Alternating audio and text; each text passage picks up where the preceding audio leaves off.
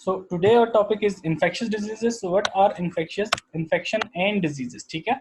दोनों चीजें डिफरेंट है हमारे पास. जैसे हम कहते हैं जी कि इस पर्सन को इन्फेक्शन हो चुका है और इस पर्सन को हमारे पास डिजीज हो चुकी है, तो just like disease and disorder के दरमियान जिस तरह से डिफरेंस है, तो उस तरह से हमारे पास इन्फेक्शन और डिजीज के दरमियान भी डिफरेंस होता है. इन्फेक्शन जो होते हैं बेसिकली उनको इन्फेक्शियस एजेंट्स हमारे पास काज करते हैं, जिनको हम क्या बोलते हैं, पैथोजेंस बोलते हैं. ठीक है, which invade an organism causing an immune response. तो जब भी हमारे पास क्या होगा, आपका इम्यून सिस्टम जो है किसी चीज को रिस्पॉन्ड करेगा और हमारी बॉडी जो है किसी भी इन्फेक्शियस एजेंट से इन्फेक्ट हो चुकी होगी, उस जो है हमारे पास स्टेट ऑफ बॉडी को हम क्या कहते हैं, इन्फेक्शन बोल रहे होते हैं. ठीक है, अब क्या होता है कि हमारे पास डिजीज क्या होती है, are the changes in organism health state that impair part of all of its normal function. Disease के केस में क्या है, आपको किसी भी इन्फेक्शन की जरूरत नहीं है, सिर्फ और सिर्फ क्या है, आपका अपना जो है बॉडी का नॉर्मल फंक्शन जो होता है वो इम्पेयर हो जाता है. ठीक है, मीन वो प्रॉपर फंक्शनिंग नहीं कर रहा होता. They can be caused by number of factors, जो कि हमारे पास क्या क्या है, जेनेटिक्स है. आपको जेनेटिक्स की वजह से आपके पास जेनेटिक म्यूटेशंस हैं, जेनेटिक चेंजेस की वजह से आपको वेरियस नंबर ऑफ जो है डिजीजेस हो सकती हैं, जिनमें किसी भी तरह के किसी पैथोजन का कोई रोल नहीं होता. उसके अलावा टॉक्सिन्स होते हैं, रेडिएशंस होती हैं, या फिर हमारे पास इन्फेक्शंस हो सकते हैं. इन्फेक्शंस की वजह से भी आपको डिजीजेस काज हो सकते हैं, मगर वो इन्फेक्शंस जो है आपको जो डिजीजेस काज करते हैं वो हमारे पास स्पेसिफिकली खुद इन्वॉल्व नहीं होते, बल्कि वो इनडायरेक्टली अपने टॉक्सिन्स की वजह से आपको वो डिजीज काज कर देते हैं. जिस तरह के आपके पास ब्रेन में अक्सर आपको अगर इन्फेक्शन हो जाए तो उसकी वजह से आपके पास नर्व सिग्नलिंग पे इफेक्ट पड़ता है, और उसकी वजह क्या होती है कि जो आपको ब्रेन में आपके जो टारगेट हुए होते हैं, आपके जो पैथोजेंस आपको जो टारगेट कर होते हैं, वो इन्फेक्शन जो आपके पास टॉक्सिन्स रिलीज कर रहे होते हैं, वो टॉक्सिन्स आपके पास न्यूरोट्रांसमिटिंग एबिलिटी को क्या कर रहे होते हैं, उसमें हिंड्रेंस काज कर रहे होते हैं, तब ही आपको वो क्या है, डिजीज काज हो रही होती है. अब अगर हम बात करते हैं इन्फेक्शन की, तो आप देख सकते हो जी कि आपके पास यहाँ पे कोई भी हमारे पास फिकल पोल्यूशन पड़ी हुई थी और हमारे पास वेस्ट पड़ा हुआ था, और उसके ऊपर क्या हुआ, कोई भी फ्लाई है वो वहां से उड़ के आई है और आपकी फूड के ऊपर बैठ गई. ठीक है, और वो उसने आपके पास क्या कर दिया, वहां पे मौजूद जितने भी बैक्टीरिया या कोलीफॉर्म बैक्टीरिया जिनको हम बोलते हैं, उनको ट्रांसमिट कर दिया आपकी फूड के ऊपर. जब वो आपकी फूड के ऊपर ट्रांसमिट होगी और आपने वो फूड जो है ईट कर लिए, खा ली है, तो आपके पास क्या होगा कि वो इन्फेक्शन आपकी बॉडी में ट्रांसमिट हो जाएगा और आपको वो डिजीज काज कर देगा. दूसरी तरफ हमारे पास क्या है, एक इंडिविजुअल है, ठीक है, जो कि अनइन्फेक्टेड, जिसको एक मॉस्किटो जो है बाइट करता है. अब उस बंदी को जो है हमारे पास अगर देखा जाए तो उसको क्या है, डिफरेंट इन्फेक्शंस हैं, डिजीजेस हैं. फॉर एग्जांपल हम कहते हैं मलेरिया है. अब उसको एक जिस मॉस्किटो ने हमारे पास उसको पहले बाइट किया है, उसको हमारे पास बेसिकली जो है वो उसके अंदर जो है मलेरिया का जो है हमारे पास जो है पैथोजन है वो मौजूद नहीं है. अब क्या होगा कि वो मलेरियल पैथोजन जो है उसके अंदर पहुंच चुका है, और किसके अंदर, मॉस्किटो के अंदर. अब जब वो मॉस्किटो किसी और को जाके बाइट करेगा तो वो उसको वो डिजीज ट्रांसमिट कर सकता है, वो इन्फेक्शन ट्रांसमिट कर सकता है. जबकि हमारे पास जब डिजीज की जब बात होती है, जिसमें हमारे पास माल न्यूट्रिशन आप देख सकते हो, ठीक है, और हमारे पास ये गोइटर की एग्जांपल है, तो ये डिजीज आपके पास ट्रांसमिटेबल नहीं होती. आपके पास फॉर एग्जांपल हम कहते हैं जी आपको माल न्यूट्रिशन क्वाशिकर या मिरास्मस है, तो आपके पास क्वाशिकर और मिरास्मस अगर आपके पास आपको है, तो वो कभी भी दूसरे इंडिविजुअल को आपसे नहीं लगेगी. अगर आपको गोइटर है तो वो आपसे दूसरे इंडिविजुअल को नहीं लगेगी. मगर जब आप पैथोजन की बात करते हैं, इन्फेक्शन की बात करते हो, तो इन्फेक्शियस एजेंट्स वो एजेंट्स होते हैं जो कि आपसे दूसरे इंडिविजुअल तक स्प्रेड हो सकते हैं. अब अगर हम बात करते हैं इन्फेक्शियस एजेंट्स की, तो there are 6 main classes of infectious agents के. कौन कौन से आपके पास एजेंट्स हैं जो कि इन्फेक्शंस आपको काज कर सकते हैं. ठीक है, and each variety varies greatly in it there structure and how it causes the disease. और वो इन्फेक्शियस एजेंट क्या है, कैन बी ऑर्गेनिज्म स्पेसिफिक भी हो सकते हैं, कि मीन वो एक ही ऑर्गेनिज्म को जो है टारगेट कर रहे हैं, और दूसरे जो है हमारे पास क्या हो सकता है, are can be able to infect and cause disease in multiple different type of organisms. वो लाजमी नहीं है कि वो आपके पास एक ही इंडिविजुअल को टारगेट करें, वो वेरियस नंबर ऑफ इंडिविजुअल्स को भी टारगेट कर सकते हैं. ठीक है,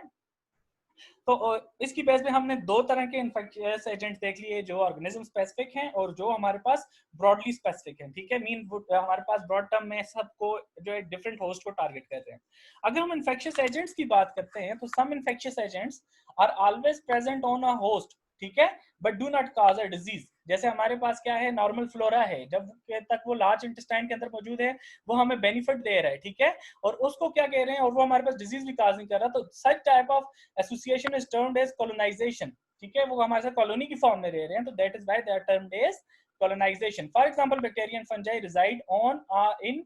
our body naturally are called the normal flora, इसको हम नॉर्मल फ्लोरा भी कहते हैं। सम बैक्टीरियल स्पीशीज जिसको हम कहते हैं maintain the good health of an organism, हमारे पास वो क्या करते हैं, एक ऑर्गेनिज्म की अच्छी हेल्थ, जैसे हमारे पास इकोलाई है, वो हमारी लार्ज इंटेस्टाइन के अंदर मौजूद होता है, और वो हमारे पास क्या है, वहां पे हमें जो है विटामिन B12 की फैमिली बना के देने में इन्वॉल्व होता है, ठीक है। अब क्या है कि जब भी हमारे पास क्या होगा, उसको मौका मिलता है तो वो हमें डिजीज काज करना भी नहीं छोड़ता। For example large intestine small intestine में जब मूव करता है तो वो डायरिया और डिफरेंट अदर तरह के हमारे पास डिजीजेस काज करना शुरू कर देता है। और क्यों? क्योंकि वो क्या होते हैं, अपॉर्चुनिस्टिक बैक्टीरिया होते हैं, ठीक है, कि जब भी अपॉर्चुनिटी उनको मिलती है वो डिजीज काज करते हैं, वो अपना फायदा ज्यादा लेने की कोशिश करते हैं। तो हमारे पास इस बेस पे हम क्या कर सकते हैं कि हमारे पास दो तरह के इन्फेक्शियस एजेंट्स आ गए, एक कॉलोनाइजेशन में रहते हैं और दूसरे हमारे पास अपॉर्चुनिस्टिक बैक्टीरिया आते हैं। अगर हम देखते हैं काजिंग डिजीज की हमारे पास बात होती है, तो infectious agents can cause the disease in their host in two main ways, कि वो जब भी काज करेंगे डिजीज तो वो दो तरह से हमारे पास डिजीज को काज करेंगे। पहली क्या है, through direct damage to the host cell, कि वो हमारे पास डायरेक्टली डैमेज करें होस्ट सेल को, और दूसरा क्या है, through the reaction of the host on immune system to the pathogen, कि आपके पास होस्ट का इम्यून सिस्टम उनके साथ जो है लड़ाई वगैरह करे, तो उसकी वजह से भी हमारे पास क्या है, रिएक्शंस उनके दरमियान हो, तो हमारे पास उसमें भी हमारे पास वो डिजीज आपको काज कर सकता है। अब अगर आप देखें तो many infectious agents naturally create substances that are toxic to the host, ठीक है, वो हमारे पास डिजीज इस तरह काज करते हैं कि वो बहुत से हमारे पास सब्सटेंसेस इस तरह से रिलीज करते हैं जो कि टॉक्सिक होते हैं, किसको, होस्ट के लिए, कि वो उनकी मौजूदगी में आपको डिजीज काज हो सकती है, ठीक है, और उसकी वजह से वो फिजिकल डैमेज भी आपको दे सकते हैं when attaching themselves to the host, या वो केमिकल डैमेज भी आपको दे सकते हैं। यहाँ पे हम जो है एक चीज समझते हैं हमारे पास, जो कि हमारे पास इन्फेक्शन और डिजीज कब होती है और किस तरह से हो रही है, ठीक है, हम इसको स्पेसिफिकली देखते हैं जरा। हमारे पास क्या होता है, जब भी आपके पास क्या हुआ है, एक पैथोजन था, वो आपकी किधर एंटर हो गया, बॉडी के अंदर, ठीक है। तो हमारे पास जब वो बॉडी में एंटर होता है, क्योंकि आपकी बॉडी के अंदर जो है फॉरेन ऑब्जेक्ट जो है वो एंटर हो गया, ठीक है, तो आप क्या हो चुके हो, बेसिकली इन्फेक्ट हो चुके हो, ठीक है। जब आप क्या हो चुके हो, इन्फेक्ट हो चुके हो, अब क्या हो गया है, आपका अगर इम्यून सिस्टम इसको रिस्पॉन्ड करता है, ठीक है, या फिर नहीं रिस्पॉन्ड करता, अगर वो रिस्पॉन्ड करता है तो वो इसको किल कर देगा, अगर नहीं रिस्पॉन्ड करता तो आपके ये पैथोजेंस आपके पास सबसे पहले थ्रू ब्लड जो है मूव करते हैं स्पेसिफिक साइट के ऊपर, ठीक है, सेफ साइट जिसको इनको बोलते हैं, वहां ये जाते हैं और क्या करते हैं, मल्टीप्लाई करते हैं। जब ये मल्टीप्लाई करते हैं या फिर ये हमारे पास क्या करते हैं, रेप्लिकेट जिसको हम कहते हैं, वो करते हैं, तो ये क्या करते हैं, एक नंबर अचीव करते हैं,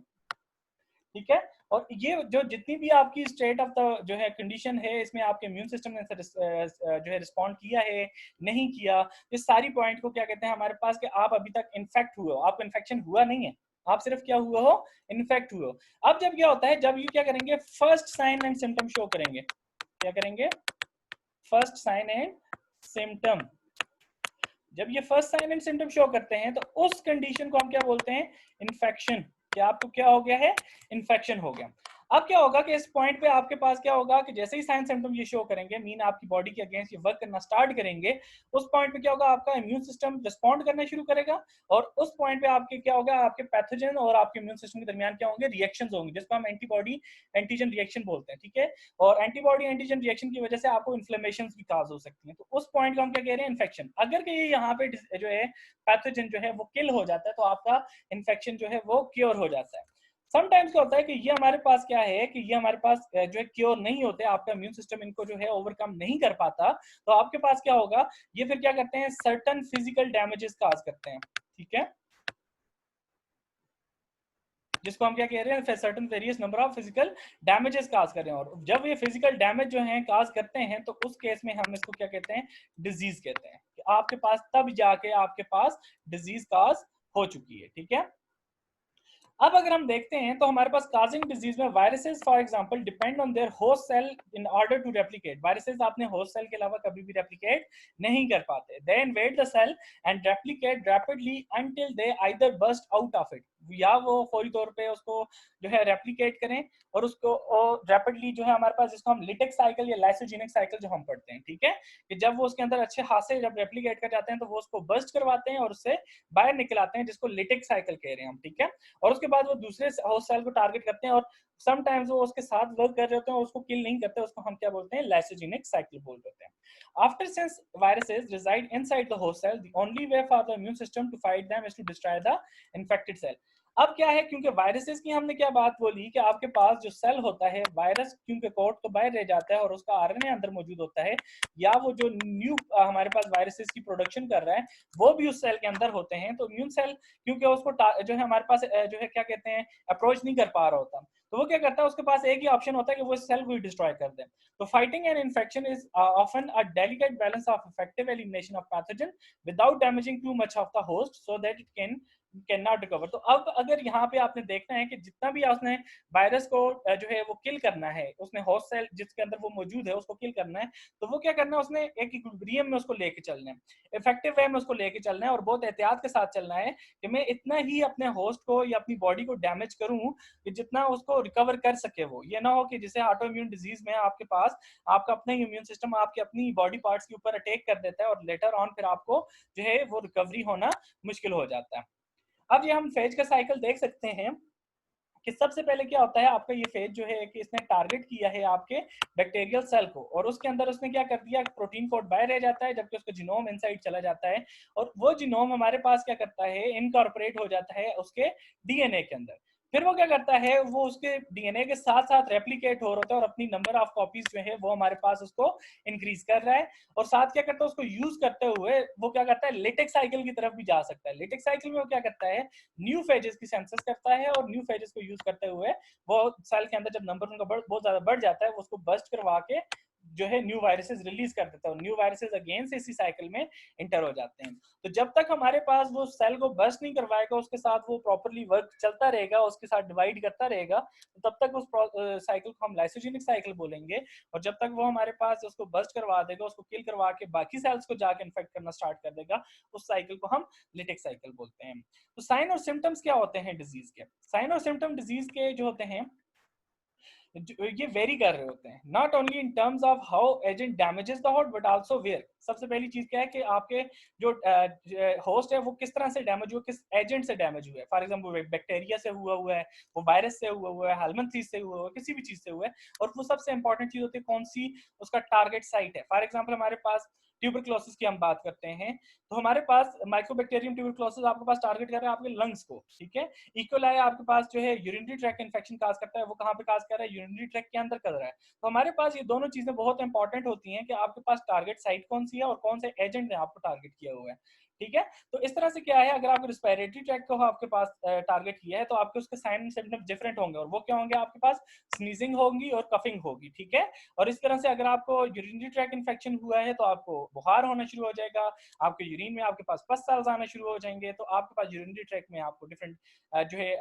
इचेस होना स्टार्ट हो जाएंगी। तो इस तरह के आपके पास जो है डिफरेंट जो है आपके पास sign and symptoms according to disease आपके पास डिफरेंट होते हैं, ठीक है। Whooping and coughing for example when infects the respiratory system, कि आपके पास कफ होना शुरू हो जाती है जब भी आपके पास जो है क्या होगा, रेस्पिरेटरी सिस्टम अफेक्टेड होगा, ठीक है। तो हमारे पास साइन एंड सिम्टम्स दो चीजों पे हम जो है बेस करेंगे। पहली चीज कि आपको कौन से एजेंट ने आपको टारगेट किया हुआ है और दूसरी चीज आपके पास कौन सी जगह पे आपको कौन सा टारगेट, आपके पास स्पेसिफिक साइट कौन सी है। तो हम अगर देखते हैं डायरियल डिजीज के अंदर कि हमारे पास सच एज कॉलरा जिसको हम कहते हैं, तो उसके अंदर क्या हो जाता है, आपको डिहाइड्रेशन हो जाती है, आपके पास absorption of water and minerals नहीं हो रही होती और आपको डिहाइड्रेशन की वजह से आपके पास क्या हो सकती है, डेथ भी हो सकती है। जबकि लोकलाइज्ड इन्फेक्शन टिपिकली हमारे पास रेडनेस भी हो सकती है, स्वेलिंग भी हो सकती है, पेन भी हो सकता है और पस फॉर्मेशन भी हो सकती है और समटाइम्स स्पेसिफिक इसके हमारे पास डिफरेंट भी हमारे पास सिम्टम्स आ जाते हैं।